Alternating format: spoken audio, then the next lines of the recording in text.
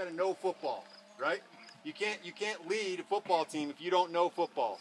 So you study it. You listen to your coaches, right? You study film. You become the best football player that you can possibly be. Check? Check. You do that, you start to become the leader that you need to be by leading yourself first and foremost.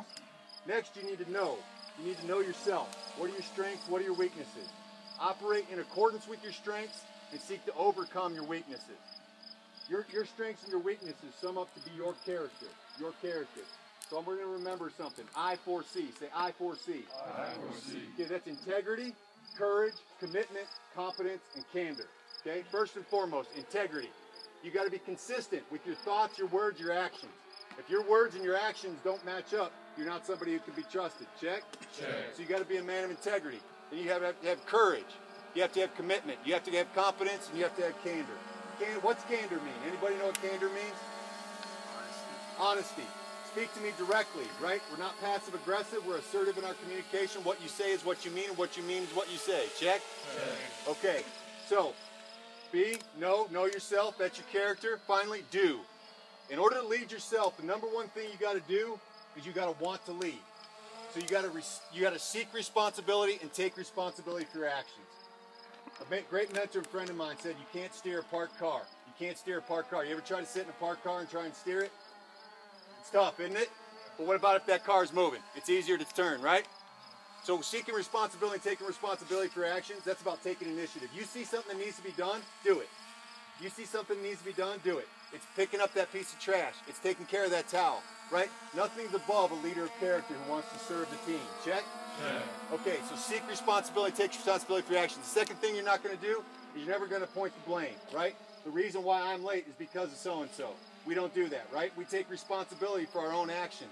You step up, you say, yep, that was me. This is what happened.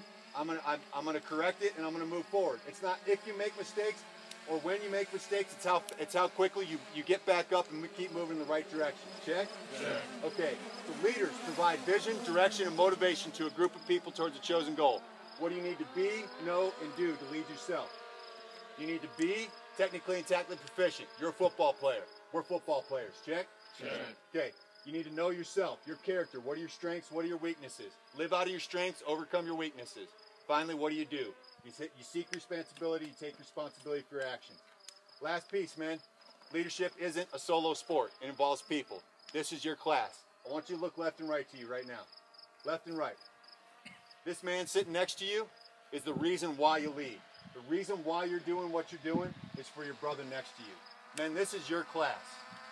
Your class is going to leave a mark on this team and in this institution. And many of these guys are some of the greatest friendships you're going to have in life. And I know Coach T will get up and say that in a minute. 35-year graduate of Dartmouth College, and many of the guys that he played with are still his best friends today. Man, this is a brotherhood. This is a family. And you lead for the man next to you. Coach is going to get up and say things. Coach Spall will get up and say some things. But ultimately, you sweat, bleed, and die out there on that field for the man next to you. Right? So get to know each other. Love each other. Build this on the foundation that is the only foundation that exists, which is the relationships in your life. Check?